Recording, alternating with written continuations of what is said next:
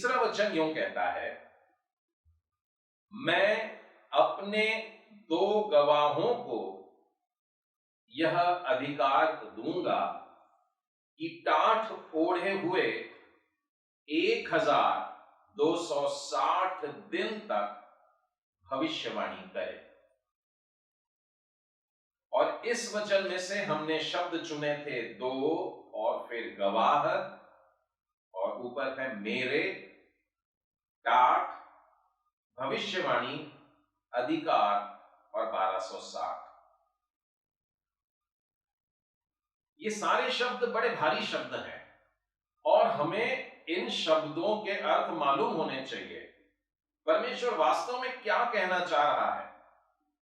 मैं फिर एक बार बता दूं कि हम लोग अंत के दिनों के अंत में आ पहुंचे हैं, इसीलिए हमको सब प्रकार से तैयार रहना बहुत जरूरी है। परमेश्वर दो गवाहों को लेकर के जब बात कर रहा है, वैसे तो मत्ती के 18वें अध्याय में भी मिलता है, पर मैं आपको पुराने नियम से बताना चाहूंगा। प्रभु यीशु ने इसी बात को सुसमाचार में भी बोला है। व्यवस्था विवरण और उसके 19वें अध्याय में 15वें वचन से आगे, किसी मनुष्य के विरुद्ध किसी प्रकार के अधर्म या पाप के विषय, चाहे उसका पाप कैसा भी क्यों ना हो, एक ही जन की साक्षी न सुनना, परंतु 2 या 3 साक्षियों के कहने से बात पक्की ठहरे। हमें लग रहा था कि कोई तो भी आ रहा है और प्रभु यीशु की गवाही देगा, मतलब वो बताएगा बैतलहम में जन्मा और फिर पेंतुस पिलातुस के राज्य में दुख उठाया था, कुंवारी मरियम से पैदा हुआ था, और फिर क्रूस पर वो अपने बलिदान देता है और तीसरे दिन मृतकों में से जी उठता है, हमारे लिए जगह तैयार करने जाता, हमारा उद्धार करता परमेश्वर। ये सब तो 2000 बरस से चलता आ रहा है। मेरे गवाह आ रहे हैं, परंतु आ किस लिए रहे हैं? प्रभु यीशु कह रहे हैं कि मैं अब जो गवाह को भेजने वाला हूं वो किस लिए है। मैंने पहले ही कह दिया कि प्रकाशित वाक्य की पुस्तक, ये अंत के दिनों की पुस्तक, ये न्याय की पुस्तक, ये भयानक दिनों की पुस्तक। हम जब वो छोटी पुस्तक की मोहरें खोल रहे थे तभी हम समझ गए कि एक भयानक बात होने वाली है, न्याय होने वाला है, दंड आने वाला है। अब व्यवस्था विवरण में लिखा है जब किसी को दंड देने जा रहे हैं तो गवाह चाहिए कि इसने कुछ गलत काम किया है। हमको हमारे पापों को बतला देने के लिए एक बार फिर से कोई तो भी खड़ा होने वाला है। संसार को उसके पाप का ज्ञात करा देने के लिए अब 2 लोग फिर से आ रहे हैं, क्योंकि परमेश्वर का वचन स्पष्ट कहता है दंड देने से पहले ध्यान देना, कम से कम 2 गवाह तो जरूर हो। तो अब जो आ रहे हैं, बड़ी खुशियां मनाने की जरूरत नहीं है कि परमेश्वर 2 लोगों को भेजेगा और सुसमाचार सुनाएगा। अभी न्याय का समाचार सुनाने वाले हैं, इसलिए प्रभु जी अपने 2 गवाहों को भेज रहा है। अब देखिए, यहां पर अधिकार देने की बात है, पर किस बात का अधिकार? साधारणतः हम लोग कैसे समझते हैं, जब अधिकार मिल गया तो हम बड़े बड़े काम करेंगे, बड़े बड़े निर्णय लेंगे। लेकिन यहां पर लिखा है मैं अपने 2 गवाहों को ये वाला अधिकार दूंगा। कौन सा वाला अधिकार? कि वे टाट ओढ़कर 1260 दिन तक भविष्यवाणी करेंगे। 3 शब्द पर गौर करना। ये उनका काम क्या है? भविष्यवाणी करना। भविष्यवाणी करना साधारणतः वो शब्द है जो आ रहा है, जो बातें अभी घटने वाली हैं उनके बारे में बताने वाले हैं 2 गवाह। होने वाली बातों को जिन्होंने देख लिया है वो आ रहे हैं। मेरे और आपके जैसे एकदम साधारण मनुष्य जिनको सांसारिक जीवन से आगे नहीं जम पाता है, वो यहां पर फिट नहीं बैठ रहे हैं। मेरे दो गवाह आएंगे और वे भविष्यवाणी करेंगे और बताएंगे। अभी देखो क्या है आगे, और वो ये काम करेंगे 1260 दिन तक। जब हम लोग 42 महीने की तरफ आए थे तब मैंने 42 महीने के ऊपर नहीं बात किया था, परंतु साधारण सा गणित अगर आप लेते हैं और 42 महीनों को कन्वर्ट करिएगा वर्षों में तो बनते हैं 3.5 साल। 1260 दिनों को भी अगर आप वर्षों में बदलने के लिए जाएं तो 3.5 साल बनते हैं। लेकिन यहां 3.5 बरस शब्द नहीं आया, एक जगह महीना शब्द आया, और ये महीना शब्द वहां पर आया था जहां पर रौंदा जाना था। परमेश्वर के मंदिर को रौंद रहे हैं जो लोग परमेश्वर के पवित्र नगर को रौंद रहे हैं, उनको 42 महीना दिया है, लेकिन प्रचार करने वाले को 1260 दिन दिया है। मैं जब स्कूल में था तो सर्दी, अच्छा आपकी जानकारी के लिए ये भी बता दूं कि सर्दी भी एक कोरोना टाइप का एक वायरस होता है, ऐसा बताएं। ये हाल ही में मुझे पता लगा जब ये नया वाला कोरोना वायरस आया। और मुझे ये भी बताया गया कि जितने भी वायरसेस होते हैं उनकी कोई दवाई होती नहीं है। और मुझे एक व्यक्ति ने जिसने कहा था कि सर्दी हो गई है तो दवाई लेने की जरूरत नहीं, आप वैसे ही अच्छे हो जाएंगे। मैंने कहा नहीं, हमको तो वो डॉक्टर दवाइयां देते हैं, वो लेना चाहिए शायद। तो उन्होंने कहा ठीक है, अगर आप दवाई ले लेंगे तो एक ही हफ्ते में अच्छे हो जाओगे, और अगर दवाई नहीं लोगे तो 7 दिन लगते हैं अच्छे होने के लिए। आपको मैं यह उपमा देकर के, ये कंपैरिजन देकर के बताना चाह रहा हूं कि वास्तव में ये 42 महीनों का रौंदा जाना क्या है और 1260 दिनों का क्या है। ये रौंदे जाने का असर इनका जो है, जो उनके हाथ में अधिकार था वो 42 महीनों का था, 42 भागों में था कहिए, लेकिन जो प्रचार कर रहे हैं ये 1260 दिन का कर रहे हैं। ये वे भविष्यवक्ता हैं जो रोज काम कर रहे हैं 1260 दिन नॉन स्टॉप। बहुत से गिरजाघरों को मैं देखता हूं जो संडे को संडे खुलते थे, और अब तो कोरोना वायरस आ गया है, वो वाले आलसी चर्चेस के ताले अब परमानेंट लग गए हैं। अब वे आराम से बंद हो चुके हैं और अंदर मकड़ी के जाले आ गए हैं, और वहां पर बेंचों पर धूल बेचने लगी है। परमेश्वर की आराधना हमारे जीवन में प्रतिदिन होनी चाहिए। जब मैंने आत्मा और सच्चाई के द्वारा हमको परमेश्वर की आराधना करना उस विषय पे बताया था तो ये स्पष्ट किया था कि प्रतिदिन 1260 दिन, प्रतिदिन प्रभु यीशु मसीह की सेवकाई हुई 1260 दिन प्रतिदिन। बताइए मुझको कौन सा दिन प्रभु यीशु ने, जिस दिन उसने सेवकाई शुरू की और उस दिन उसका संडे था? क्या एक आध दिन प्रभु यीशु ने कह दिया आज मैं सोता हूं? एक जगह आराम करते हुए नजर आ रहे हैं लेकिन तुरंत काम आ गया। एक जगह तो लिखा है सो गए अब तूफान आ गया। न जाने कितने सारे ऐसे मौके आए जब उनको आराम मिलना चाहिए था, उसी समय बड़ा काम आ गया। यहां तक कि तबीयत से रो भी नहीं सके कि मेरा भाई मर गया है। यूहन्ना का सर कटवा दिया गया, वो खबर यीशु को दी गई। उनकी इच्छा हुई कि मैं थोड़ी देर के लिए एकांत में चला जाऊं, जी भर के रो लूं। उसी क्षण 5000 की भीड़ ने आके उसको घेर लिया। शिष्यों को मालूम था थके हुए हैं प्रभु यीशु, लेकिन मां बाप लोग अपने बच्चों को लेके दौड़े आ रहे थे, हमारे बच्चों को प्रभु जी हाथ रख दो इन पर। एक दिन नहीं, जब यीशु ने आराम किया। आज अंतिम दिनों के अंतिम भाग में आकर के क्या हमको सोने के दिन मिल रहे हैं? क्या हमें आराम करने के दिन मिल रहे हैं? क्या हम लोग वर्क एट होम करेंगे, आराम करेंगे? बिल्कुल भी नहीं। भविष्यवाणी करने के लिए ये दोनों आ रहे हैं और मैं इनको अधिकार दूंगा कि ये भविष्यवाणी करें। मैं इनको अधिकार दूंगा कि ये 1260 दिन का प्रचार करें, और मैं इनको अधिकार दूंगा कि ये टाटोड़े। देखिए, अधिकार देने के बाद में ये 3 शब्द हैं।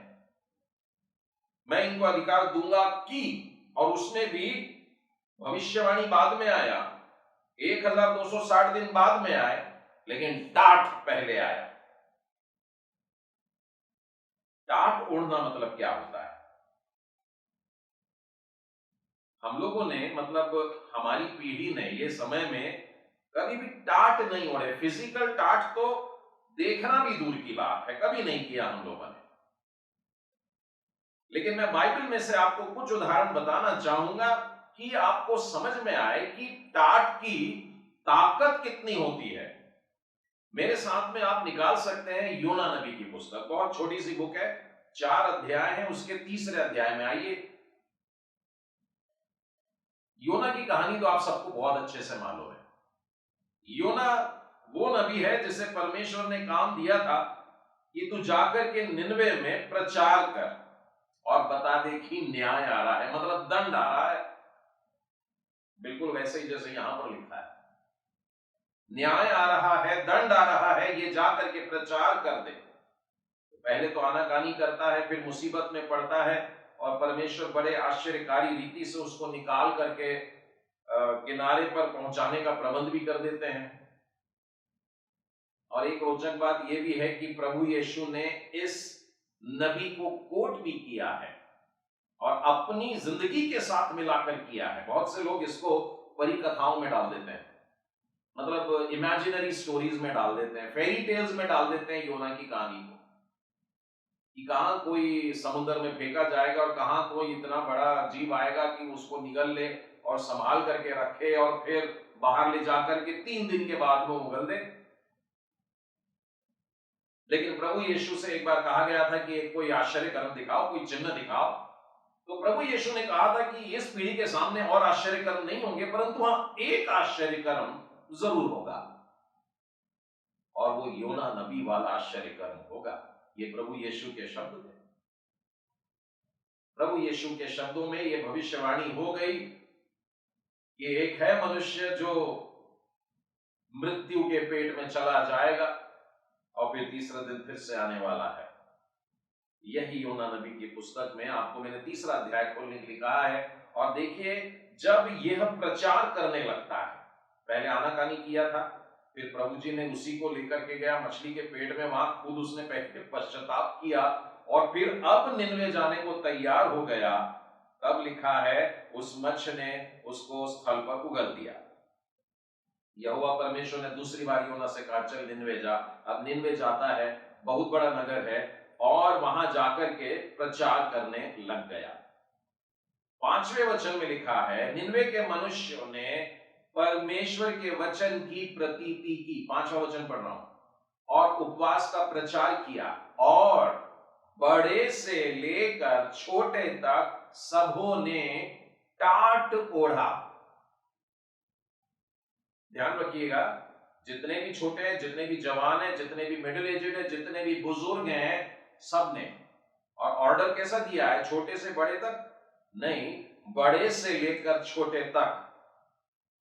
तो आज फेलोशिप में जितने भी बड़े और बुजुर्ग लोग हैं, उनसे भी मेरा आग्रह है, आपको देख करके आपके बच्चे अपना जीवन बनाना चाहेंगे, तो ये न्याय के समय में बुजुर्गों से भी मेरा आग्रह है कि अपना जीवन ऐसा रखें कि आपके जीवन को देख करके नेक्स्ट जनरेशन कॉपी करे। बड़े से लेकर छोटे तक सब ने टाट ओढ़ दिया।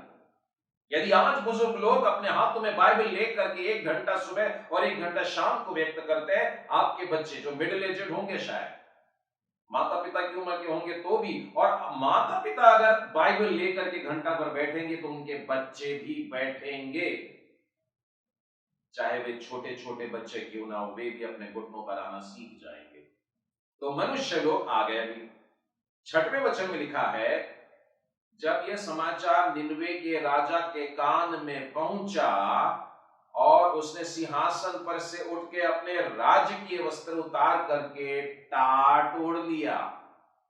देखिए टाट कौन कौन ओढ़ते हैं। यानी टाट कोई ऐसी चीज नहीं है कि ये लोग जो अभी आ रहे हैं न्याय के पहले 1260 दिन में भविष्यवाणी करने के लिए, उनको टाट ओढ़ने के लिए बोला। यहां तो निनवे के लोगों ने, बच्चों ने, जवानों ने, बड़ों ने, बुजुर्गों ने, और अब 6वें वचन में लिखा है वहां के राजा ने भी सिंहासन छोड़ दिया और चमकीले और सिल्कन वस्त्र उतार करके फेंक दिए और टाट ओढ़ करके राख में बैठ गया। और उसके बाद देखिए क्या लिखा है, उसने एक राज आज्ञा भी निकाला, उसने ढिंडोरा पिटवाया, और 8वें वचन में लिखा है मनुष्य और पशु दोनों टाट ओढ़े। पश्चाताप का एक इतना बड़ा तस्वीर हम लोगों के सामने बनकर के आ रही है। निनवे नगर मानो पूरी तरह से टाट से ढांक दिया गया हो।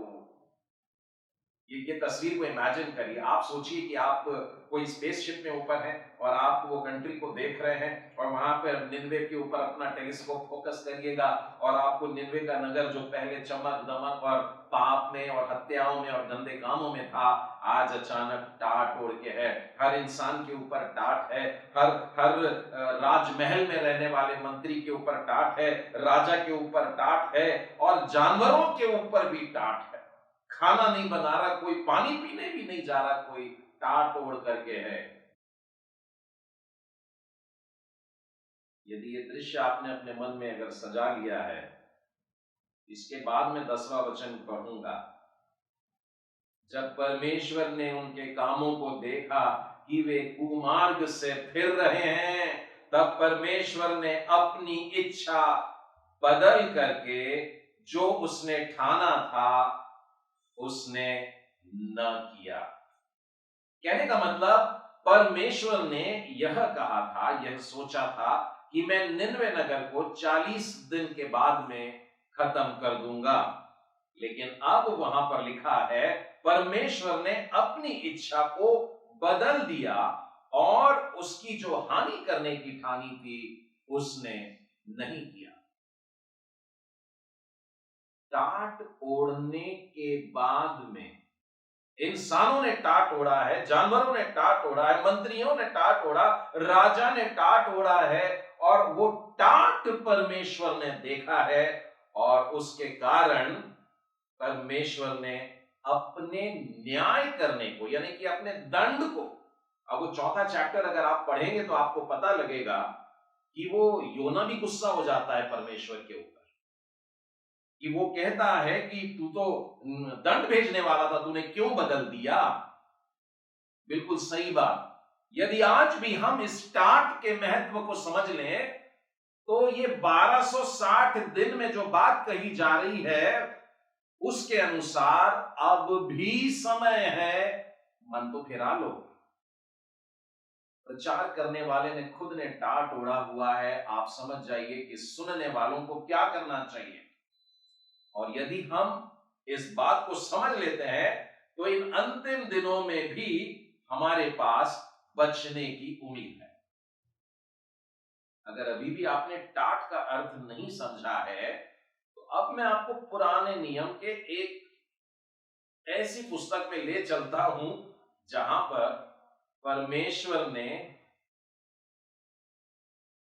टाट डलवाया है। निर्गमन की पुस्तक को निकालिएगा, उसके 26वें अध्याय में यहां पर परमेश्वर वास्तव में मंदिर बनवा रहा है, मंदिर नहीं, मिलाप वाला तंबू बना रहा है। और मिलाप वाला तंबू इसीलिए था कि परमेश्वर मनुष्यों के बीच में आकर के रहे।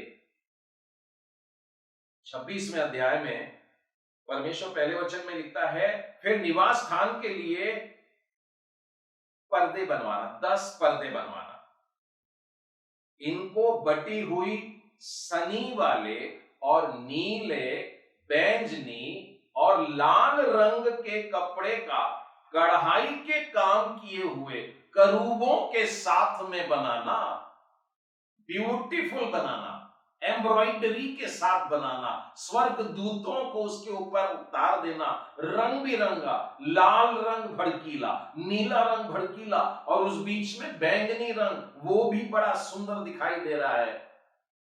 लेकिन अगर आप इन कपड़ों के क्रम को देखोगे तो यह मिलाप वाले तंबू में अंदर जो खड़ा है, पवित्र स्थान में जो खड़ा है, और अपने सामने धूप की वेदी, दाहिने तरफ मेज जिस पर रोटी रखी और बाएं हाथ पर दीप जल रहे, उस पोजीशन पर अगर खड़ा है और ऊपर देखता है तो यह सुंदर सा आवरण, ये सुंदर सा कपड़ा, ये सुंदर सा रंगीन सा कपड़ा है। लेकिन एक बार फिर से ऊपर चलिए और ऊपर चल करके मिलाप वाले तंबू को चिड़िया बन करके अब देखिए कि मिलाप वाला तंबू क्या ऊपर से भी बड़ा सुंदर दिखता है? ना, मिलाप वाला तंबू ऊपर से बिल्कुल सुंदर नहीं दिखता, बिल्कुल अच्छा नहीं लगता। उसको देखने के बाद में दोबारा देखने की इच्छा ना होगी आपकी। बहुत से लोग अलग अलग मॉन्यूमेंट्स की तस्वीरों के साथ में तस्वीर खिंचाना चाहते हैं।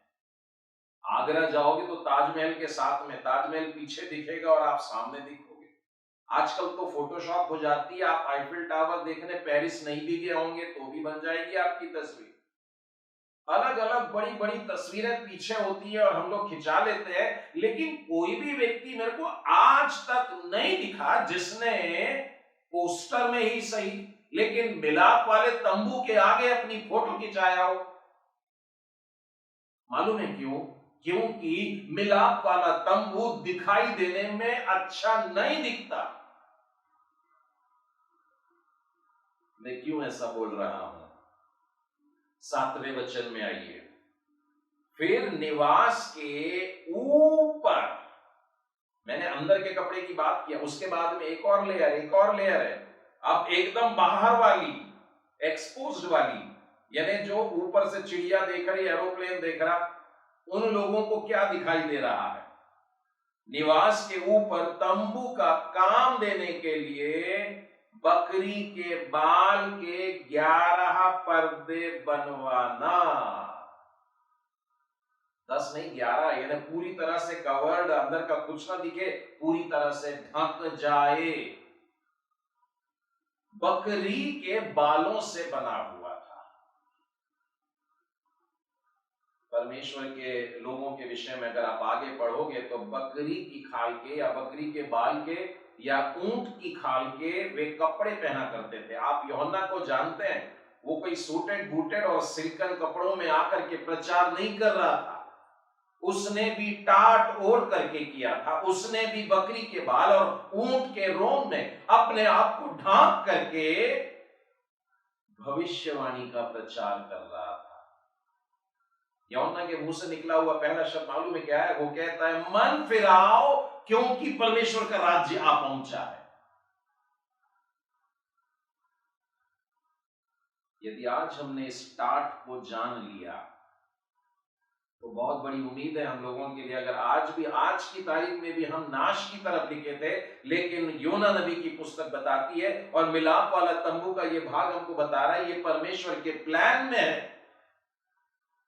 कि टाट ओढ़कर पश्चातापी हृदय से अपने बुरे मार्गों से फिर करके जब तुम मेरे पास में आओगे, मैं तुमको सीने से लगा लूंगा।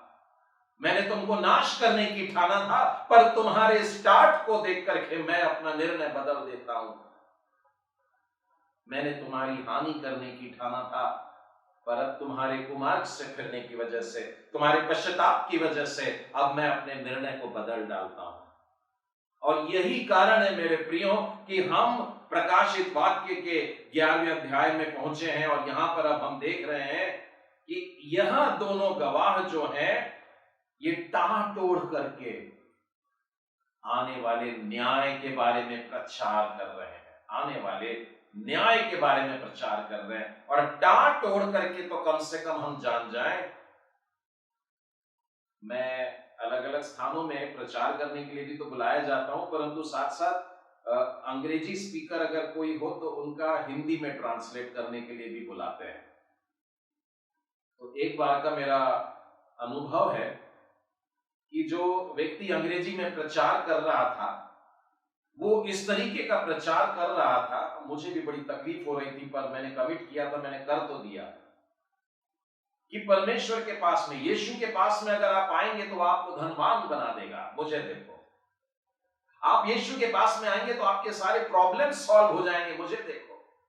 और इस प्रकार के वाक्य वो कह रहा था कि भीड़ में न जाने कितने सारे लोग थे, और इनफैक्ट सारे के सारे लोगों के पास में समस्याएं थी। सारे लोग अपनी गरीबी से निकलना चाह रहे थे, परेशानियों से निकलना चाह रहे थे, आंसुओं को पुछवा देना चाह रहे थे। और प्रचारक ने यह कह दिया कि यहां पर आ जाने से तुम्हारे सारे प्रॉब्लम हल हो जाएंगे। और जैसे ही वो कार्यक्रम खत्म हुआ और मैं वहां से तुरंत निकल गया, और मैं वहां नहीं रुकना चाह रहा था, परंतु उस भीड़ में कुछ कॉलेज के भी बच्चे थे, और उस कॉलेज के बच्चों में से कुछ बेटे बेटियों ने आकर के मेरे से बात की और बोले, अंकल प्लीज आप उनसे मिलवा सकते हो क्या हमको। उन्हें लगा कि मैं उनका दाहिना हाथ हूं, मैं चेला हूं, तो मैं उनसे शायद मिलवा दूंगा उनको। मैंने उनसे सिर्फ इतना पूछा कि आप क्यों मिलना चाहते हैं उनसे। बोले, अंकल उनको देखिए ना, आप कितने हैंडसम दिखते हैं, उनके कपड़े देखिए ना कितने सुंदर और महंगे वाले हैं, और शायद वो हीरे जड़े हैं और गोल्ड की बड़ी सी चेन लटकी है, वो कितने रिच हैं, वो कितने, और ये सारी बातों का, यहां तक कि जूते मोजों तक का वर्णन कर डाले उस प्रचारक के। और उस वजह से वो उस प्रचारक की तरफ खींचे जा रहे थे। और बहुत से प्रचारक इसी प्रकार से बेहद रिच प्रकार का दिखाई दे करके लोगों को आकर्षित कर लेते हैं। और यही कारण है कि प्रभु यीशु ने कहा कि मेरे गवाह जब आएंगे तो तुम उनको पहचान लेना, क्योंकि वे टाट तोड़ करके आएंगे। हम लोग पसंद नहीं करेंगे ना ऐसे प्रचारकों को। हम लोगों को चाहिए अच्छे दिखने वाले, हैंडसम प्रकार के, बड़े सुंदर कपड़ों में। लेकिन प्रभु यीशु जब अपने गवाहों को न्याय के बारे में और भविष्यवाणी करने के लिए भेजेगा, तो सबकी आंखें इन बातों को देखेगी कि ये तो टाट तोड़ करके आए हैं और सिवाय पश्चाताप करो के सिवा कुछ नहीं प्रचार कर रहे। वे सिर्फ ये बता रहे हैं कि तुमने गुनाह किया, तुमने परमेश्वर के प्रेम को ठुकराया है, तुमने यीशु के बलिदान को ठुकराया है, तुम अपना मन फिरा लो। अब ये देखिए, ये बड़ा भयानक प्रचार होता है कि किसी पर आप उंगली उठा लें, और लोग ऐसे प्रचारकों को भी पसंद नहीं करते। और यही हाल इनके साथ भी होने वाला है। दुनिया में लोग इनको पसंद नहीं करेंगे। इन दो गवाहों के बारे में देखिए, अधिकार की भी बात आती है। मुझे 3 वचन पढ़ लेने दीजिए, थोड़ा सा आसान हो जाएगा। चौथा, पांचवा और छठवा, क्योंकि हम लोग अधिकार के विषय में देख रहे हैं कि इनको अधिकार भी मिले हैं, मतलब ये पावर के साथ में भी आ रहे हैं, मतलब इनके पास में कुछ ऐसी सामर्थ है जो साधारण मनुष्यों के पास में नहीं होती है। अब मन में यह भी प्रश्न उठता है, इससे पहले कि वचन पढ़ लें, यह भी प्रश्न उठता है कि आखिरकार ये दो हैं कौन। बच्चों के पास में और जवानों के पास में अक्सर ये प्रश्न होता है, और शायद आप लोगों में से भी किसी के पास में ऐसा प्रश्न होगा कि भैया बताइए तो सही कि ये जो 2 गवाह हैं, ये वास्तव में कौन लोग हैं जो आ करके गवाही देने वाले हैं। मैंने ऐसे प्रश्न बाइबल स्टडी ग्रुप्स में और चर्चेस में भी पूछा है, और 99% लोगों ने एक ही उत्तर दिया है। और उनके हिसाब से हो ना हो, ये तो यही 2 हैं, और उसके बाद वो दोनों के नाम भी बता देते हैं, और वो नाम में होता है हनोक, और दूसरा नाम होता है एलिया। और तब मेरा अगला प्रश्न होता है कि आपने क्यों करके कहा कि ये हनोक और एलिया हैं। उसका भी उत्तर उनके पास में रेडी रहता है, और वे बताते हैं कि ब्रदर यही 2 लोग हैं जिनकी मृत्यु नहीं हुई। अच्छा, यही 2 लोग हैं जिनकी मृत्यु नहीं हुई, और बाइबल कहती है कि जितने भी लोग जन्म लिए हैं उनका मरना जरूरी है, इसलिए ये दोनों को वापस आना पड़ेगा और इनको मरना पड़ेगा ताकि ये वचन ठीक हो जाए। मैं बताऊंगा आपको कि गलती कहां हो रही है। पहले उन लोगों के आंसर देख लेते हैं। उत्पत्ति के 5वें अध्याय में हमको मिलता है 23वां वचन। देखिए, इस प्रकार हनोक की कुल आयु 365 वर्ष की हुई। ये भी एक रोचक बात है। जो लोग ऐसी डायरियां बनाते हैं बाइबल की रोचक बातें, मैंने आज आरंभ में भी कुछ बताया है आपको, ये भी नोट कर सकते हो कि साल में 365 दिन होते हैं और 365 हनोक की आयु रही। और 24वें वचन में लिखा है, हनोक परमेश्वर के साथ साथ चलता था, फिर वह लोप हो गया क्योंकि परमेश्वर ने उसे उठा लिया। यदि आप ये 5वां अध्याय पढ़ेंगे ना, तो आप पढ़ेंगे आदम, और आदम कितनी उम्र का हुआ, और उसके बाद स्पष्ट लिखा है फिर वो मर गया। उसके बाद शेत, फिर वो मर गया। एनोश, और वो मर गया। केनान, और वो मर गया। महलालेल, और वो मर गया। ऐसे करते करते करते करते आता है यहां तक कि उसके बाद में, हनोक के बाद में भी है लेमेक, और लेमेक के लिए लिखा है वो मर गया, मतुशेला मर गया, और ऐसे चला। लेकिन जब हनोक की बात आती है तब हनोक के लिए मर गया शब्द नहीं है, लिखा है वो लोप हो गया। वो अचानक पता नहीं कहां गायब हो गया, परंतु कारण भी लिखा है उसका, क्योंकि परमेश्वर ने उसे उठा लिया, उसका रैप्चर हो गया। यदि हम केवल 5वां अध्याय ना, जनरली लोग 5वां अध्याय नहीं पढ़ते, आपको मालूम है। पहला अध्याय सृष्टि की रचना बड़े ध्यान से पढ़ते, दूसरे में सृष्टि की रचना और अदन की बारी का बड़ा सुंदर वर्णन है, बहुत ध्यान से पढ़ते, तीसरे में तो पहला पाप हुआ था और भी ध्यान से पढ़ते, चौथे अध्याय में पहली हत्या हुई थी, बहुत ध्यान से पढ़ते। लेकिन 5वां अध्याय क्या है, ये तो वंशावली है, इसका बेटा उसका बेटा उसका बेटा करते करते पूरा अध्याय ही खत्म हो जाता है, इसका बेटा वो और उसका बेटा वो। और फिर 6वें अध्याय में फिर से इंटरेस्टिंग बात शुरू हो जाती, परमेश्वर नाश करने वाला है, बड़ा सा जहाज बनेगा, और फिर उसके बाद प्रलय आता है, और फिर प्रलय में जहाज में कौन कौन चढ़ता है। बाइबल का एक भी वाक्य बिना उद्देश्य के, परमेश्वर के प्लान के बगैर नहीं लिखा गया। और यदि आप केवल 5वें अध्याय को भी मनन करेंगे, यहां पर आपको सुसमाचार भी मिल जाएगा, यहां आपको सृष्टि की रचना भी मिल जाएगी, यीशु का जीवन मिल जाएगा, और हमारे लिए जगत तैयार है वो भी मिल जाएगा, और हमारा रैप्चर भी मिल जाएगा, और हम 1000 वर्ष का राज जो करने वाले वो भी मिल जाएगा, उसके बाद क्या होने वाला है वो भी मिल जाएगा, केवल एक छोटे से अध्याय में, जिसको हम लोग शायद छोड़ते आए थे। चलिए कहीं विषय से दूर न चला जाऊं, तो हम ये देख रहे हैं कि वो 2 गवाह कौन लोग हैं। उन लोगों ने बताया कि भैया ये मरे नहीं हैं, तो हो ना हो एक तो यही रहेंगे, और फिर उसके साथ साथ एक और व्यक्ति है जो नहीं मरे हैं, अब वो है एलिया।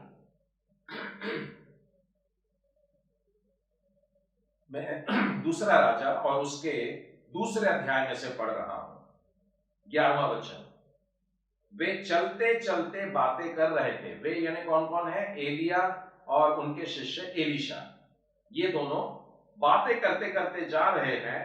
अचानक एक अग्निमय रथ, एक ऐसा व्हीकल जिसमें मानो आग लगी हो, वो जो बहुत चमचमा रहा हो, और अग्निमय घोड़े, घोड़े मतलब स्पीड से है, बड़ी तेजी से कुछ हुआ, उनको अलग अलग किया, और एलिया बवंडर में होकर स्वर्ग पर चढ़ गया। जो बवंडर आया वो अग्नि में रथ का घोड़ा है, और वो बग्घी आ गई और उसके ऊपर एलिया बैठ गए, और एलिया जा रहे हैं, और ये कोई ऐसा धूल भूसरित वाला टोर्नेडो नहीं था जिसमें बड़ी बड़ी व्हीकल्स उड़ जाती हैं। अगर उठना था तो एलिया और एलिशा जो दोनों साथ थे तो दोनों ही बवंडर में तूफान में चले जाते, लेकिन परमेश्वर ने एलिया को ऊपर बुलाया है और एलिशा ने इस घटना को अपनी आंखों से देखा है, क्योंकि एलिया ने कहा था अगर तू मुझको ऊपर जाते हुए देखेगा तब तेरे को यह दुगनी आत्मा वाला सामर्थ मिल पाएगा। यानी ये बारीकी से पढ़ोगे ना तो इस चैप्टर में भी बहुत गहन रहस्यमयी बातें प्रकट हो जाती हैं। तो फिलहाल मैं इतना ही बता रहा हूं आपको कि देखिए, दो व्यक्ति हैं बाइबल में जो जिनकी मृत्यु नहीं हुई है, और मैंने ये कहा कि ये वाला लॉजिक एक्सेप्ट नहीं कर रहे हैं, क्योंकि आपने ये कहा कि बाइबल में लिखा है हर एक व्यक्ति का मरना बहुत जरूरी है। मान लीजिए प्रभु यीशु बादलों पर आज आ जाते हैं तो क्या होगा बताइए?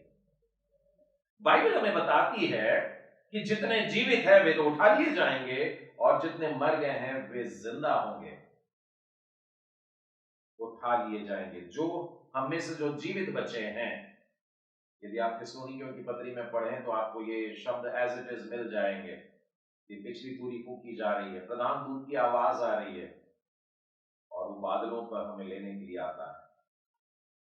तब हम जो बचे रहेंगे उससे मिलने के लिए बादलों पर उठा लिए जाएंगे। तो यहां पर यह बात स्पष्ट हो जाती है कि हनोक और एलिया को फिलहाल हम एक और रख देते हैं। चलिए दूसरी बात देखते हैं कि और कौन हो सकते हैं दो लोग।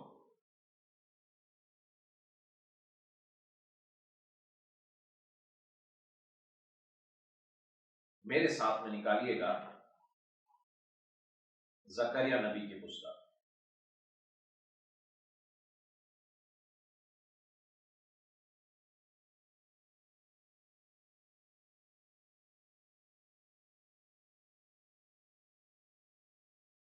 जकरिया नबी की पुस्तक उसका 4था अध्याय और उसके पहले वचन में लिखा है, फिर जो दूत मुझसे बातें करता था उसने आकर मुझे ऐसा जगाया जैसे कोई नींद से जगाया जाए। फिर उसके बाद उसने मेरे से बात करना भी शुरू कर दिया।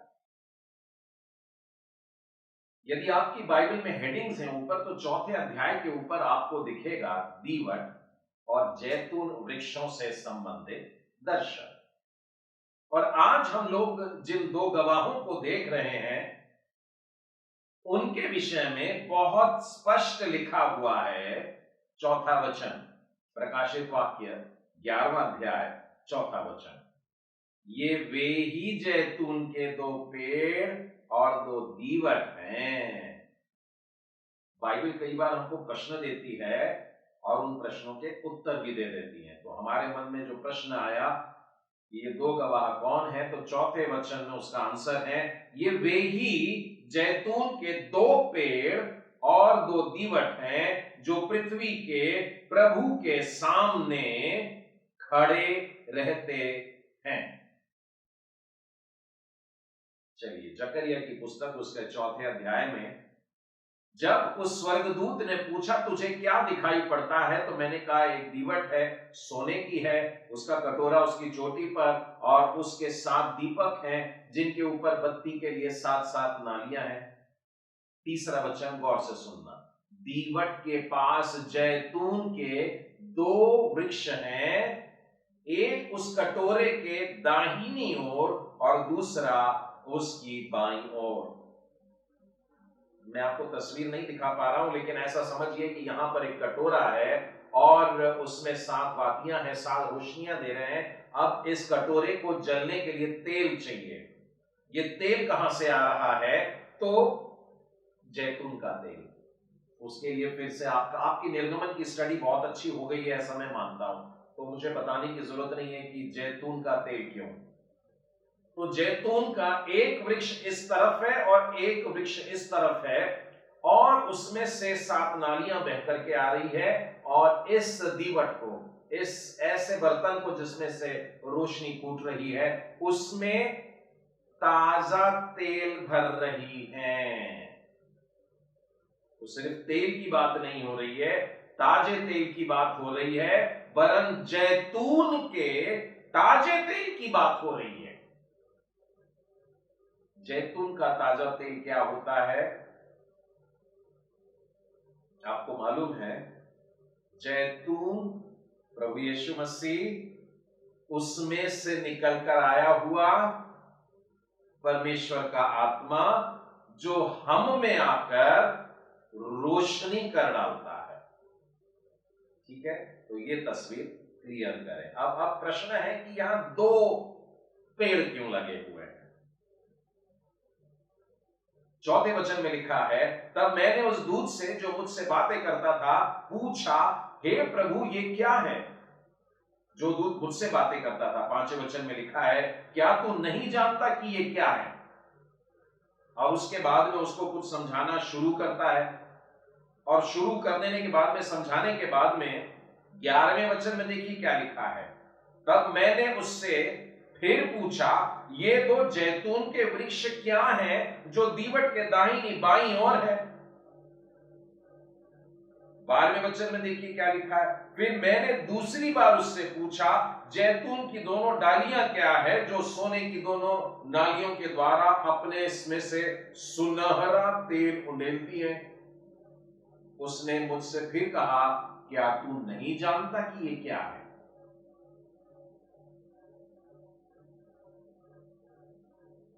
मसीह लोगों के साथ में एक बड़ी ट्रेजेडी है, और वो दुख की बात यह है कि हम में से अधिकांश लोग परमेश्वर के वचन को लगभग बचपन से पढ़ते आ रहे हैं। जब हमने आंखें खोली, जब हमारे कान खुले, तो हमारे माँ बाप भजन गा रहे थे, बाइबल पढ़ रहे थे, वो वचन हो रहा था। जब थोड़ी सी समझ आई तो हमको पता लगा ये चर्च है, यहां पर भागना दौड़ना और मस्ती करना नहीं, खामोशी से बैठना पड़ता है डिसिप्लिन में। लेकिन जब परमेश्वर के वचनों के छोटे छोटे दर्शन परमेश्वर का आत्मा हमें दिखाता है, तो हम पूछते हैं कि ये क्या है, ये क्या है और ये क्या है। 3 बार पूछा उसने, ये क्या है, ये बता तो सही। और वो परमेश्वर का दूत कह रहा है, क्या तू नहीं जानता? उसने फिर पूछा, तो जवाब यही था, क्या तू नहीं जानता? आज मैं और आप जब परमेश्वर के आत्मा के पास बैठते हैं सहायता मांगने के लिए, परमेश्वर का आत्मा हमको बताता है, लेकिन बताने से पहले डांट लगाता है, क्या तू नहीं जानता? इट इज एक्सपेक्टेड, ये अपेक्षित है कि वचन के साथ साथ चलते चलते सालों साल होते जा रहे हैं, और क्या ये बात तुझको समझ में नहीं आती?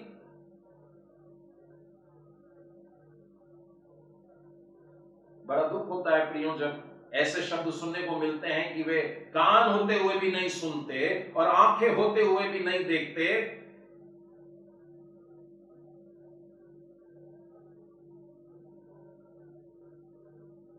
इस बात को स्पष्ट बताने के लिए मुझको 3रे अध्याय में जाने दीजिएगा। 3रे अध्याय का आरंभ का वचन देखिए क्या है, फिर उसने यहोशू महायाजक को, बहुत सी लोगों को बाइबल में एक ही यहोशू मालूम है जिसने मूसा के बाद में इजरायलियों का नेतृत्व किया था। यदि आप उनमें से एक हैं तो आज ये चैप्टर को बड़े ध्यान से सुनना, मैं पूरा नहीं बताऊंगा, बाद में और पढ़ना उसको। फिर उसने यहोशू महायाजक को यहोवा के दूत के सामने खड़ा हुआ मुझे दिखाया, और शैतान उसकी दाहिनी ओर उसका विरोध करने को खड़ा था। मैं और आपकी गिनती क्या है सोचिए, महायाजक के बगल में दोष लगाने वाला खड़ा है। बचना आसान नहीं होगा। आपको मालूम है शैतान की मिनिस्ट्री क्या होती है, शैतान का काम क्या होता है? हम लोगों को सिर्फ एक ही बात पता है कि वो झूठ का पिता है और झूठ बोलता है और हमसे पाप करवाता है। ये तो भैया धरती पर की मिनिस्ट्री है शैतान की, लेकिन न्याय के दिन की मिनिस्ट्री देखिए उसकी बड़ी भयानक है। वो दोष लगाने वाला बन करके हमारे दाहिने में खड़ा रहेगा। अगर हम सोच रहे हैं कि हम तो भैया चर्च वाले लोग हैं, हमारे तो मम्मा पापा बहुत ग्रेट, मसीह विश्वास में, हम तो बाइबल पढ़ने में और प्रार्थना करने में कितने अच्छे, हमको तो स्वर्ग का दरवाजा सीधा खुला मिलेगा, हम तो दौड़ते दौड़ते जाएंगे तो वहां गेट के पास में ही खड़ा मिलेगा आपको। ये महायाजक मंदिर में अति पवित्र स्थान में जाने वाला, परमेश्वर के सम्मुख खड़े रहने वाले व्यक्ति के साथ में शैतान खड़ा है, और वो इसीलिए खड़ा है कि दोष लगाए। मैंने अपनी जिंदगी में, आपने अपनी जिंदगी में 1000 पाप किए हैं और हमने माफी मांगी है, और परमेश्वर का आत्मा पश्चाताप के दिन आप याद करिए किस रीति से आपने आंसू बहाए और कैसे कैसे वो बातें भी याद आई जो कभी भी याद नहीं आ रही थी। और परमेश्वर की आत्मा ने हमको ये सब याद क्यों दिलाया? ताकि ये सारे धोए जाएं, मिटाए जाएं और पीठ के पीछे फेंक दिए जाएं, हमेशा के लिए दूर कर दिए जाएं। लेकिन बहुत से लोग हैं जो अपने अंदर छुपा करके कुछ पाप लेकर चलते हैं।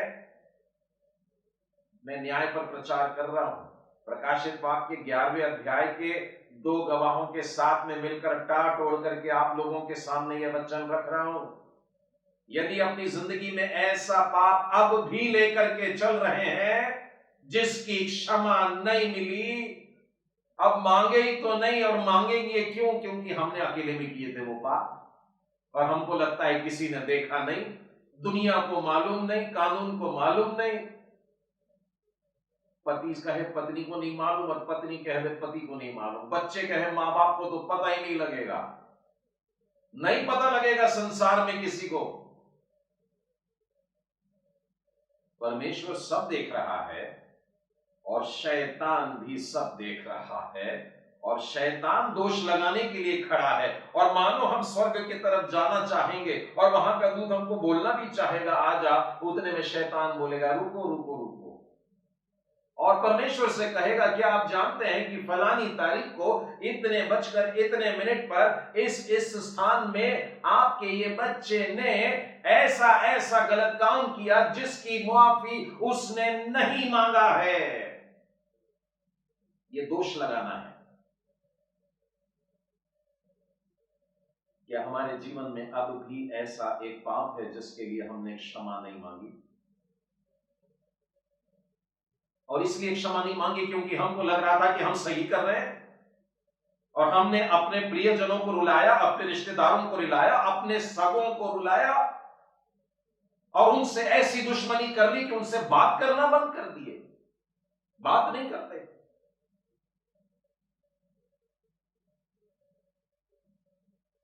मैं एक स्थान में था, अलीगढ़ में था उन दिनों में, और मुझे 2 बहनें ऐसी मिली जिनके ऊपर परमेश्वर की आत्मा का बड़ा अद्भुत काम हुआ, और वो पश्चाताप करती हुई सब लोगों के सामने एक दूसरे के गले लिपट करके रोने लगी। मैं नहीं जानता था कि ये सगी बहनें हैं। बाद में उनसे मिलना हुआ और उन्होंने बताया कि हम सगी बहनें और हम बीते 7 साल से बात नहीं कर रहे थे। 7 years। अपने सगों से अगर हम प्रेम नहीं करते तो क्या हम परमेश्वर से प्रेम कर सकते हैं?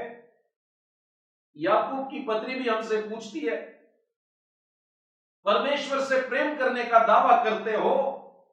देखिए ये वही प्रचार है जो टाट ओढ़ करके करने वाले प्रचार करेंगे। और कहां जा रहे हैं प्रचार करने के लिए? वो तो मंदिर के सामने खड़े होकर प्रचार करेंगे, परमेश्वर के मंदिरों के सामने खड़े रह रह करके बोलेंगे कि तुम वो हो जो अपने आप को परमेश्वर का बताते हो, परमेश्वर से प्रेम करते हो। तुम बोलते हो, तुम झूठ बोलते हो, क्योंकि तुम तो अपनों से भी जो तुमको दिखाई देते हैं उनसे तक प्रेम नहीं करते। मेरे प्रियो, इससे पहले कि शैतान ये दोष लगा करके हमको नरक छीन करके ले जाए, झपट्टा मार के ले जाए, ये टाट वाला मैसेज सुन लीजिए, ये न्याय का भविष्यवाणी का मैसेज सुन लीजिए और पश्चाताप करिएगा अपने उन गुनाह से जिनको हमेशा छुपा करके रखा। बाइबल कहती है यदि हम अपने अपराधों को मान लेंगे तो वो हमारे सारे अपराधों को क्षमा करेगा, सारे अधर्मों को दूर करेगा। यीशु का लहू इतना सामर्थी है कि चाहे तुम्हारे पाप लाल रंग के भी क्यों ना हो, यीशु माफ करने को तैयार है। तुम गुनाह इकरार तो कर ले। यहोशू महायाजक वहां पर खड़ा है, परमेश्वर का देखिए कमांड आता है और वो दूत कहता है इसके मैले वस्त्र उतार दो। महायाजक ने मैले वस्त्र पहन रखे हैं। मैंने और आपने कैसे कपड़े पहने आज? अपनी जिंदगी में झांकिए और एक एक दिन, जिस दिन से हमको होश आया है उस दिन से एक एक दिन को स्मरण करिए और याद करिए कि आज हमने जो कपड़े पहने हैं कहीं वो मैले तो नहीं है। तो परमेश्वर की कृपा ऐसी हुई, मैले कपड़े जब उतार दिए गए तब उस दूत ने यहोशू महायाजक से कहा, देख मैंने तेरा धर्म दूर कर दिया है और अब तुझे सुंदर वस्त्र पहना देता हूं। उसके बाद में 5वें वचन में लिखा है, इसके सिर पर एक शुद्ध पगड़ी रखी जाए। अतः उन्होंने उसके सिर पर याजक के योग्य शुद्ध पगड़ी रखी और उसको वस्त्र पहनाए। उस समय यहोवा का दूत पास खड़ा रहा। अभी तक कौन खड़ा रहता था? वो शैतान पास खड़ा था, मौका देख रहा था कि कब उठाए, लेकिन सारे मैले कपड़े निकालकर दूर कर दिए गए और वस्त्र पहनाए गए, शुद्ध और पवित्र वस्त्र। और पगड़ी कौन सी पहनाई गई? शुद्ध पगड़ी जो याजक के योग्य होती है। अब समझे आपकी पतरस की पत्री में मुझको और आपको याजक क्यों बोलता है? मैले कपड़े उतार देने के हैं, फेंक देने के हैं, उसके बाद में याजक की पगड़ी बांधना एक ऐसा मुकुट है जो केवल याजकों को मिलता है।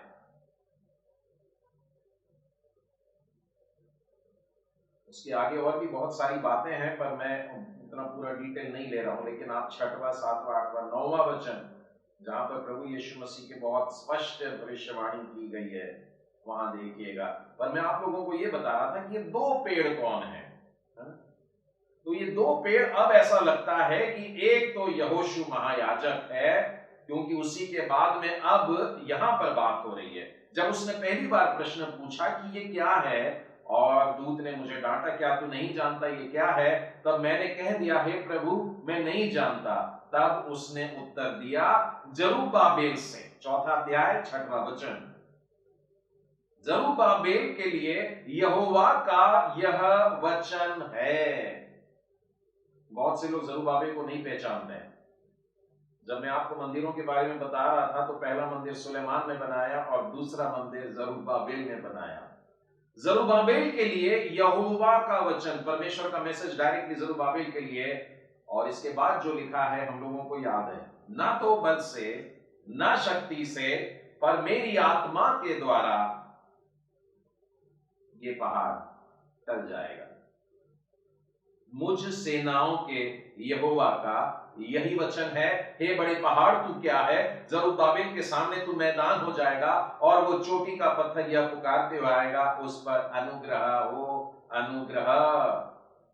फिर यहोवा का यह वचन मेरे पास पहुंचा, जरुब्बाबेल ने अपने हाथों से इस भवन की नींव डाली और वही अपने हाथों से उसको तैयार भी करने वाला है।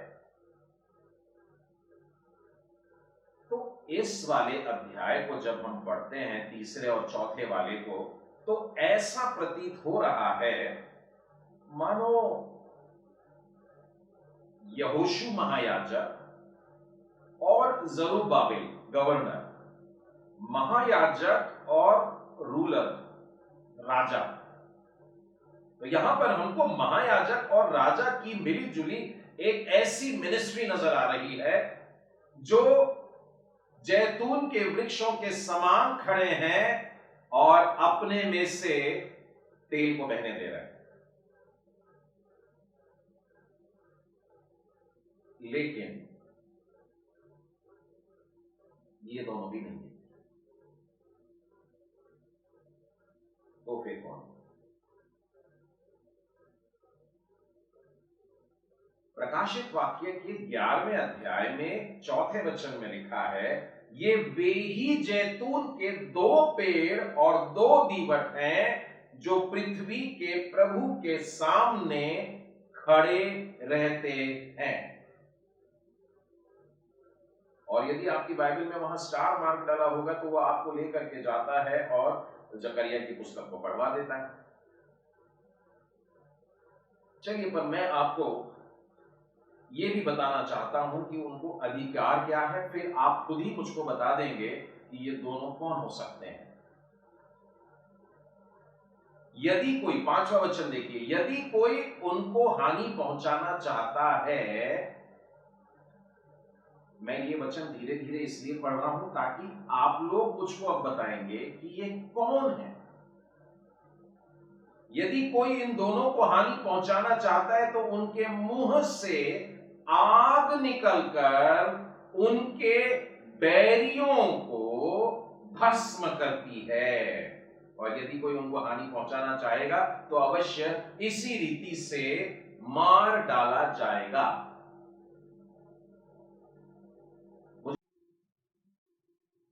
बाइबल में, पुराना नियम में ही मिलेगा आपको। ये घटना याद आती है आपको कहीं कि कोई बुरी इच्छा से आ रहे थे प्रभु के उस नबी के पास में और इसने कुछ बोला और आग निकली और वे जल करके खत्म हो गए, भस्म हो गए। 6वां वचन भी पढ़ लेते हैं। उन्हें अधिकार है, देखिए यहां पर स्पष्ट होता है, आकाश को बंद करें कि उनकी भविष्यवाणी के दिनों में मेह न बरसे। बताइए बाइबल में कौन व्यक्ति है जिसने मेह बंद करवा दिया था, यानी बारिश बंद हो गई थी? वो कौन सा नबी है जिसकी प्रार्थना के कारण बारिश बंद हो गई? और उन्हें सब पानी पर अधिकार है कि उसे लहू बनाए। ये वाला शायद जल्दी से याद आ गया होगा बच्चों को भी। वो कौन है जिसने पानी को लहू कर दिया था और जब जब चाहे तब तब पृथ्वी पर हर प्रकार की विपत्ति आए, हर प्रकार की पृथ्वी पर। देखिए अधिकार मिला है, आकाश वाला अधिकार भी है, पृथ्वी वाला अधिकार भी है। प्रभु यीशु मसीह के पास में जो अधिकार थे वे सारे अधिकार यहां पर मिल रहे हैं। और ये दो व्यक्ति हैं और इनमें से एक व्यक्ति के लिए बहुत स्पष्ट लिखा हुआ है, वो बरसते हुए पानी को बंद कर सकता है, और दूसरे के लिए लिखा है वो जल को लहू भी बना सकता है। और जब जब वो चाहे तब तब पृथ्वी पर सब प्रकार की विपत्ति, सब प्रकार की विपत्ति मतलब यूं समझिए कि अंधेरा छा जाए, घोर अंधेरा छा जाए।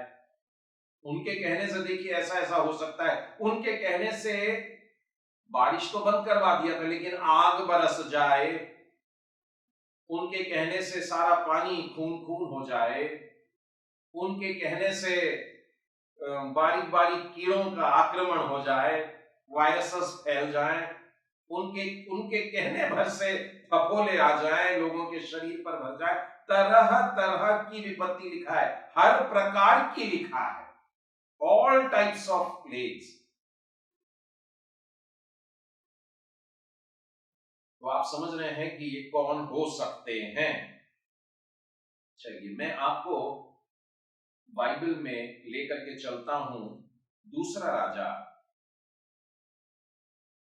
और उसका पहला अध्याय।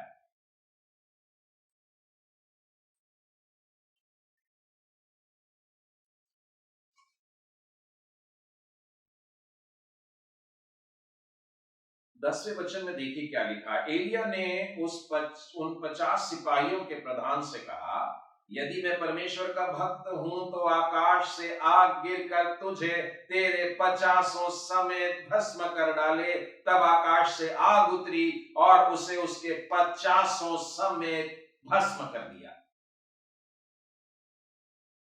अहज्या राजा की घटना, कैसे भी करके वो उसको लेकर के अपने पास में लाना चाहता है, तो वो खुद नहीं गया परंतु अपने 50 सैनिकों को भेजा है। Go and get him and arrest him and bring it. उसको लेकर के आओ मेरे पास में।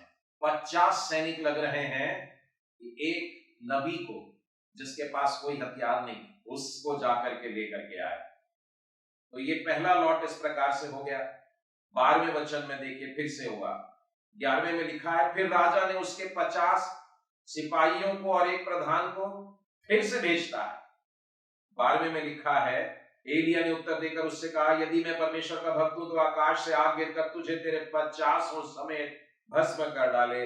तब आकाश से परमेश्वर की आग उतरी और इन दूसरे 50 यानी 100 सैनिकों को भी भस्म कर डाला। इसके बाद में फिर तीसरा लॉर्ड भी आता है और वो भी प्रधान लेकर के अपने साथ में 50 सैनिकों को लेकर के आता है। और देखिए इस प्रकार की बात वहां पर हो रही है। एक ऐसा व्यक्ति है जिसके पास में यह अधिकार है कि वो अगर बोल दे, वचन में क्या लिखा है कि उनके मुंह से ऐसा शब्द निकल जाए कि बैरियों को भस्म कर डाले। उनके मुंह से आग, वो फिल्मों वाली ड्रैगन वाली आग नहीं है, जैसे फुफकारते हुए आग की लपटें मुंह से निकल रही है और वो कर रही है, परंतु बाइबल में स्पष्ट रूप से यहां पर लिखा है कि उन्होंने शब्द बोला और आग आई और उस आग में ये लोग खत्म हो गए। तो हम यहां पर इस वाले नबी को देख रहे हैं कि ये कौन सा नबी है, और वो है एलिय्याह। एलिय्याह नबी के पास में पहले ही यह अधिकार था। और यदि आप पहला राजा, बस कुछ पन्ने पलटा के पीछे जाएं, पहला राजा और उसके 17वें अध्याय में आए, तब आपको यह बात मिलेगी कि उसने कहा, इज़राइल का परमेश्वर, पहला वचन, इज़राइल का परमेश्वर यहोवा जिसके सम्मुख में उपस्थित रहता हूं, उसके जीवन की शपथ, इन वर्षों में मेरे बिना कहे ना तो मेह बरसेगा और ना ओस पड़ेगी। ठंडक की कोई बात नहीं होगी मेरे कहे बगैर। जब तक मैं ना बोलूं कि बारिश हो जा, जब तक मैं ना बोलूं कि ओस पड़े, तब तक तपिश में तड़पोगे, गर्मी में भयानक तड़पन में रहोगे। तो एलिय्याह के पास में हम देखते हैं कि इस प्रकार का यह अधिकार जरूर था।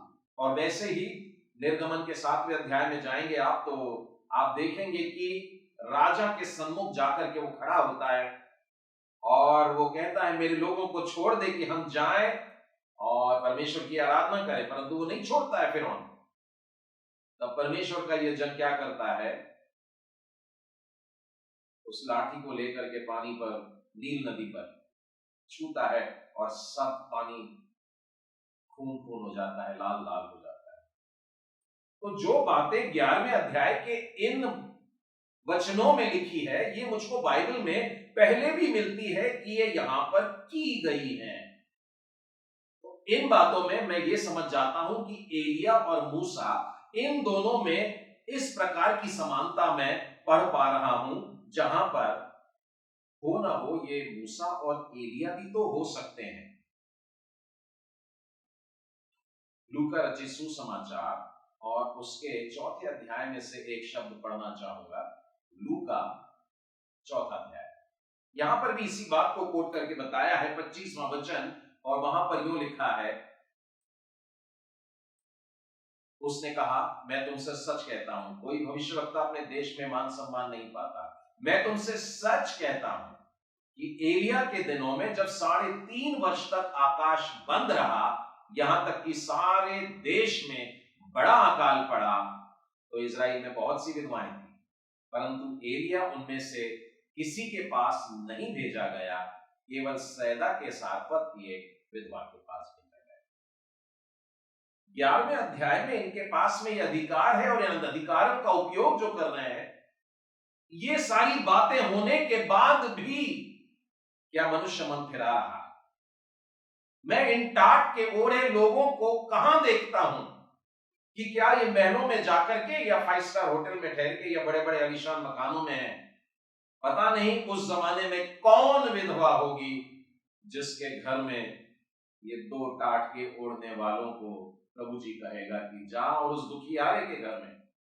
उस जमाने में विधवाओं की कोई गिनती नहीं हो रही, और वो विधवाओं में भी बड़ी दुखी वाली थी, वो आंसू बहाने वाली और मरने के एकदम करीब वाली, और उनके घर में जाकर के पूरे अकाल भर ठहरने को, यूं समझो 3.5 साल।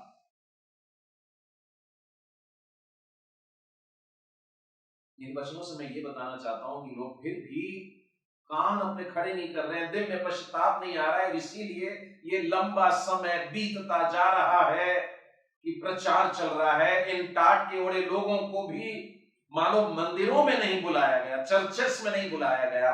इन भयानक दिनों में किसी विधवा के घर में जाकर के परमेश्वर ने कहा तुझको वहां पर ठिकाना मिलेगा। टाट के ओढ़ने के प्रचार करने वालों का हाल ऐसा है। मलाकी की पुस्तक में भी आई है, मलाकी की पुस्तक और उसका आखिरी अध्याय, ये पुराने नियम की भी आखिरी पुस्तक है। तो प्रभु यीशु के दिनों में जो लोगों के हाथ में हुआ करता था उसमें का सबसे आखिरी वाला पन्ना बड़ा इंपॉर्टेंट मान करके चलिएगा। और चौथे अध्याय के ऊपर लिखा है प्रभु के दिन का आगमन। मैं और आप जिस कारण से आज इंतजार में है कि प्रभु का दिन आएगा, उसके बारे में यहां पर कुछ हमको पढ़ने के लिए मिलने वाला है। देखो वह धधकते भट्टे का सा दिन आता है। जो दिन आने वाला है वो भयानक दिन है। जब पुस्तकें खुली जो अंदर और बाहर लिखी थी उसमें क्लेश की बातें हैं, दुख की बातें हैं, धधकते हुए भट्टे की सी बातें हैं। भयानक दिन है। परमेश्वर के उस भयानक दिन के लिए हम लोग मानो रास्ता देख रहे हैं। लेकिन इस आखिरी अध्याय के आखिरी पुस्तक के आखिरी अध्याय के आखिरी वचनों को पढ़ना चाहूंगा। चौथा वचन देखिए क्या कहता है। मेरे दास मूसा की व्यवस्था, अर्थात जो विधि और नियम मैंने सारे इस्राएलियों के लिए उसको होरेब में दिए थे, उनको स्मरण रखो। परमेश्वर हमसे कह रहा है, अंतिम दिन का इंतजार कर रहे हो, प्रकाशित वाक्य की स्टडी कर रहे हो, बहुत अच्छा। अब प्रभु जी हमसे कहता है मेरे दास मूसा को स्मरण रखो। मेरे दास मूसा के द्वारा मैंने जो व्यवस्था तुमको दी है उसको स्मरण रखना। 5वें वचन में क्या लिखा है। देखो यहोवा के उस बड़े और भयानक दिन के आने से पहले मैं तुम्हारे पास एलिया नबी को भेजूंगा।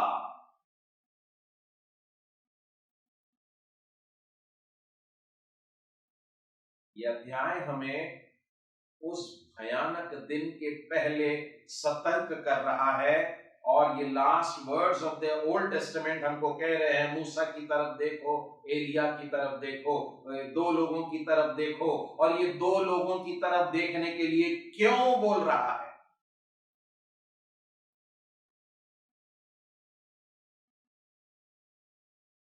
क्या आप जानते हैं कि यही दोनों हैं जो परमेश्वर के सामने खड़े रहते हैं। प्रकाशित वाक्य 11 का फिर से एक बार पढ़ लेता हूं। प्रकाशित वाक्य उसका 11वां अध्याय चौथा वचन कहता है, ये वे ही जैतून के दो पेड़ और दो दीवट हैं जो पृथ्वी के प्रभु के सामने खड़े रहते हैं। पृथ्वी के प्रभु के सामने खड़े रहते हैं। गिनती की पुस्तक में आइएगा और वो वाले अध्याय में आइए जहां पर मूसा के ऊपर उसके भाई बहन भी पलट जाते हैं। कौन सा अध्याय खोलना होगा।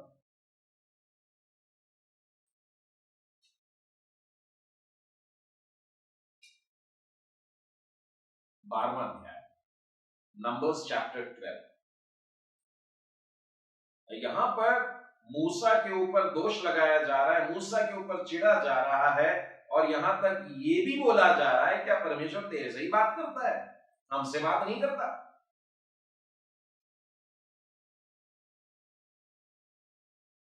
परमेश्वर के भक्तों के ऊपर दोष लगाने का अगर किसी किसी में शौक होता है, ये उन लोगों के लिए एक बड़ा कड़क चैप्टर है कि ऐसा ना करें। परमेश्वर उनको भी देखता है, उनका भी न्याय होता है। मूसा के ऊपर भी न्याय हुआ था, उसको भी दंड मिला था। मनुष्य न करे। दोष मत लगाओ ताकि आप पर भी दोष न लगाया जाए। अब जब ये बातें चल रही थी तब देखिए क्या हुआ। 6वें वचन से आगे पढ़ूंगा। तब यहोवा ने कहा, मेरी बातें सुनो, यदि तुम में कोई नबी हो। मूसा सामने खड़ा है, देखिए भाई बहन सामने खड़े हैं, देखिए दोष लगाने वाले सामने खड़े हैं और परमेश्वर बातें कर रहा है। मेरी बात को ध्यान से सुनना, यदि तुम में कोई नबी हो तो उस पर मैं यहोवा दर्शन के द्वारा अपने आप को प्रकट करूंगा, यह स्वप्न में उससे बात करूंगा। परमेश्वर कहता है मैं स्वप्नों के द्वारा बताऊंगा, उसके नींद में आकर के उसके स्वप्न में बोलूंगा, उसको दर्शन दिखा दूंगा, कुछ दृष्टांत दिखा दूंगा। लेकिन 7वां वचन, परंतु मेरा दास मूसा ऐसा नहीं है। मतलब मेरा दास नबियों से उठ करके है। मूसा की श्रेष्ठता नबियों से उठा करके रखी हुई है। मेरा दास मूसा ऐसा नहीं है, वो तो मेरे सब घरानों में विश्वास योग्य है। अब आगे देखिए क्या लिखा है, बहुत ध्यान से सुनना ये वाला 8वां वचन, उससे मैं गुप्त रीति से नहीं परंतु आमने सामने और प्रत्यक्ष होकर के बातें करता हूं, और वह यहोवा का स्वरूप निहारने पाता है। क्यों? क्योंकि वो मेरे सामने खड़ा रहता है, मेरे रूप को देखता है, आमने सामने होकर के हम लोगों की बातें होती है।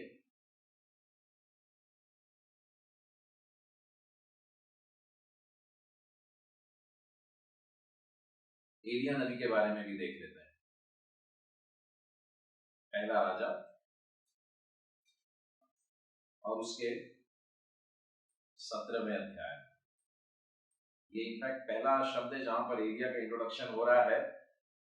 तिशबी एलिया जो गिलाद के परदेशियों में से था, उसने आहाब से कहा, इजराइल का परमेश्वर यहोवा जिसके सम्मुख मैं उपस्थित रहता हूं, उसके जीवन की शपथ। परमेश्वर के सम्मुख उपस्थित रहने वाला मूसा और एलिया। मूसा व्यवस्था का प्रतीक है और एलिया भविष्यवाणियों को लेकर के, और भविष्यवाणियों में से भी क्या, इस बात की भविष्यवाणी चलती रही। अगर आप पूरी बाइबल देखें तो भविष्यवाणी एक ही बात की चल रही थी, उद्धार करता आ रहा है, प्रभु यीशु आ रहा है, और वो आता है और अपना काम करता है, और क्रूस पर अपना काम करने के बाद में वो जाता है और कहता है मैं फिर से आऊंगा न्याय के लिए। मतलब भविष्यवाणियां जो होती रही वो न्याय के विषय में होती रही। तो मेरे पास में परमेश्वर की व्यवस्था और परमेश्वर का अनुग्रह दोनों है, और ये परमेश्वर के सामने नित्य रहते हैं। मतलब पुराना नियम परमेश्वर के सामने एक पेड़ बन के खड़ा है और नया नियम परमेश्वर के सामने खड़ा है। परमेश्वर की व्यवस्था है और परमेश्वर का अनुग्रह है, और दोनों में से परमेश्वर का आत्मा बहता है, और वही आत्मा से हम लोग भरे जाते हैं और उज्ज्वलित होते हैं। परमेश्वर का प्रकाश होता है। प्रभु यीशु ने जब जी उठे थे उस समय बहुत सारे लोगों को दिखाई दिए। लूका रचित सुसमाचार उसके 24वें अध्याय में 2 व्यक्तियों का वर्णन है जो इम्माउस को जा रहे थे, और वे लोग बड़े स्तब्ध थे, कैसी कैसी बातें सुन रहे हैं। वो स्त्रियां कुछ गई थी वहां पर, वो तो कब्र खाली पड़ी है और कोई नहीं मालूम, और सच्ची बात है कि नहीं है क्या मालूम। हम तो समझ रहे थे प्रभु यीशु हमको बताने वाला है, और इनके साथ में प्रभु यीशु चलने लगते हैं और बातें करने लगते हैं। और तब 25 और 26 को पढ़ूंगा। तब यीशु ने उनसे वो डांट के कहा, हे निर्बुद्धियों और भविष्यवक्ताओं की सब बातों पर विश्वास करने में मंदमतियों, क्या अवश्य न था कि मसीह ये दुख उठाकर अपनी महिमा में प्रवेश करे।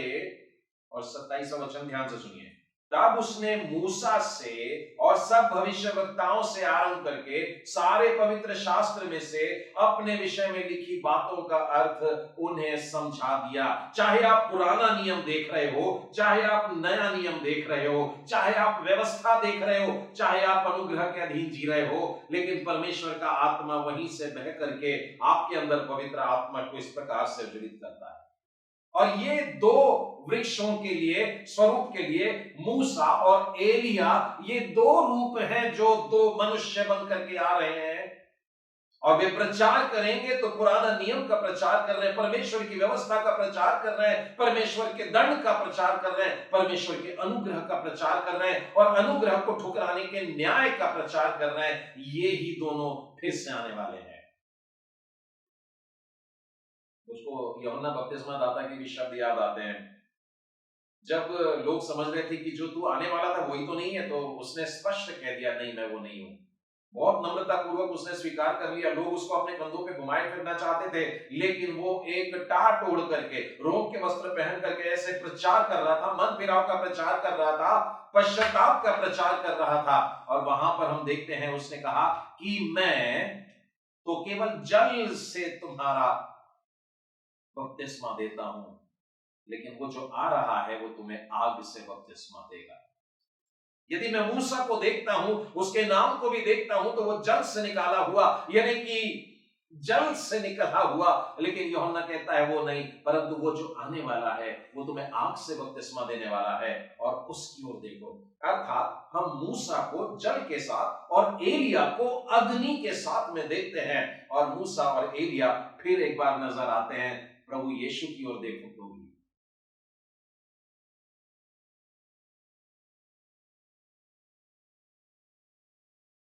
आपकी बात थोड़ा ध्यान से सुनना, आखिरी के 5 मिनट में आपसे लेना चाहूंगा। याकूब की पत्री, उसका 5वां अध्याय और उसका 17वां वचन कहता है, एलिया भी तो हमारे समान दुख सुख भोगी मनुष्य था। उसने गिड़गिड़ा के प्रार्थना की, मैं नहीं बरसा, 3.5 बरस तक मुंह पे भूमि पर मैं नहीं बरसा। मूसा, क्या वो परमेश्वर की सामर्थ से भरा था? वो तो कहता है मैं तुतलाता हूं, मैं ठीक से बोलना नहीं जानता, लेकिन परमेश्वर ने उसको भी छुआ और वो भी परमेश्वर की सेवा को करने लगा। मैंने अभी तक जो बातें कही, आपके मन में शायद ये शब्द जा रहा हुआ कि एक मूसा है और एक एलिया है। अब ध्यान से सुनना, मूसा और एलिया हमारे समान सुख दुख भोगी मनुष्य थे, मेरे और आपके जैसे थे। तो आज परमेश्वर हम में से किसी दो को खड़ा करने जा रहा है, जिनकी चाल मूसा के मानिंद, जिनकी चाल एलिया के मानिंद है, जो परमेश्वर के सम्मुख खड़े रहते हैं। वो हम में से ही कोई 2 जन है जो टाट ओढ़ना जानते हैं।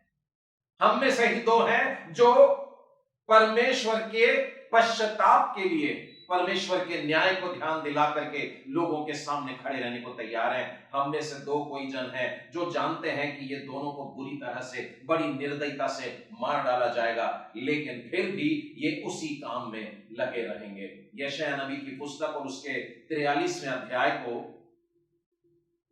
और उसके 10वें वचन में देखिए क्या लिखा है। यशायाह उसका 43वां अध्याय और 10वां वचन, यहोवा की यह वाणी है, तुम मेरे गवाह हो। पुराना नियम का परमेश्वर कहता है कि तुम मेरे गवाह हो। यदि आप प्रेरितों के काम उसका 1 अध्याय और 8वां वचन पढ़ेंगे तो आपको पता लगेगा कि प्रभु यीशु अपने शिष्यों से कह रहे हैं कि तुम मेरे गवाह हो। परमेश्वर आज मुझको और आपको कह रहा है कि तुम मेरे गवाह हो। मैं और आप सिर्फ उस पेड़ की तरफ देख रहे हैं, लेकिन बीच में जो दीपक है, जो उस आत्मा से, जो उस ताजे तेल से, जैतून के पवित्र तेल से जल रहे हैं, उनकी ओर भी देखना। परमेश्वर चाहता है कि इन अंतिम दिनों में मेरे लिए कौन जाएगा। यशायाह नबी से भी पूछा था, मेरे लिए कौन जाएगा?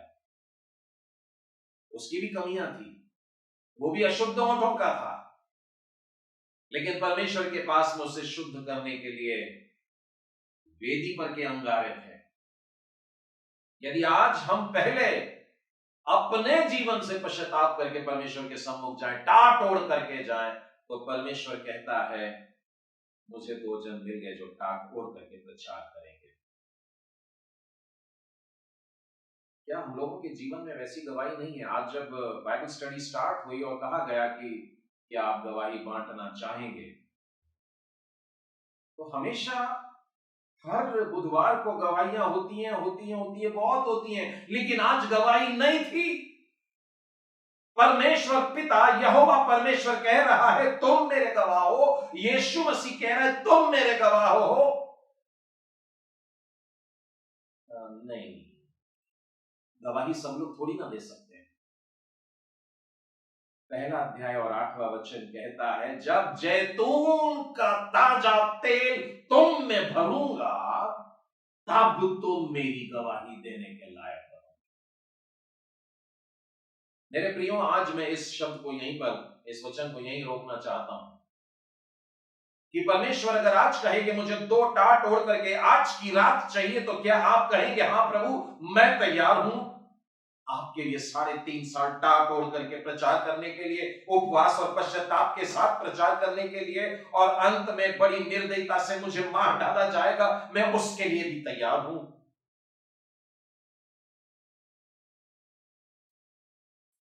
या हमें ही पश्चाताप करने का वचन सुनाया जाए, ऐसी मुसीबत के जीवन को जी रहे।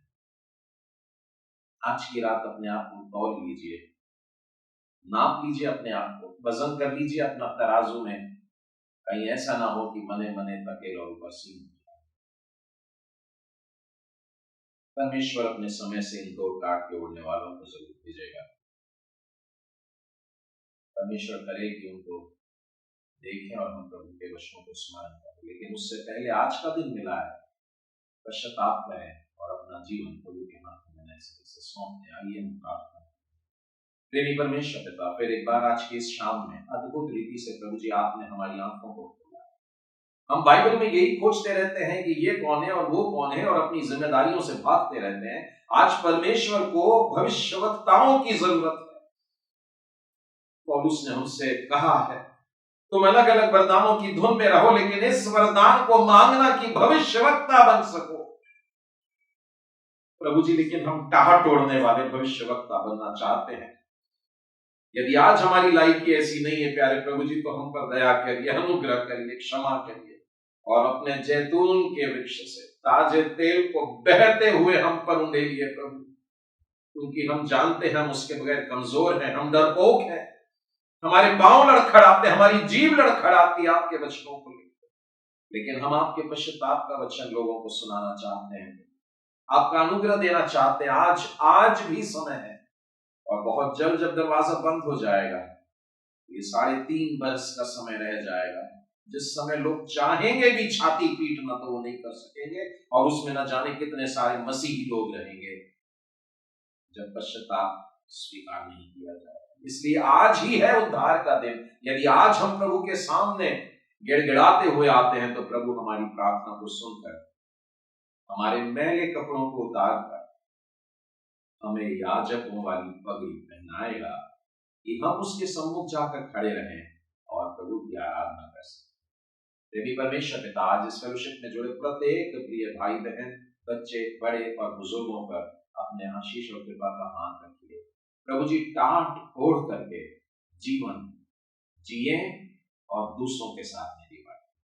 सारी महिमा आदर और गौरव आपको देते हुए यह प्रार्थना अपने उद्धार करता प्रभु यीशु मसीह के नाम में मांगते हैं, सुनो। आमीन।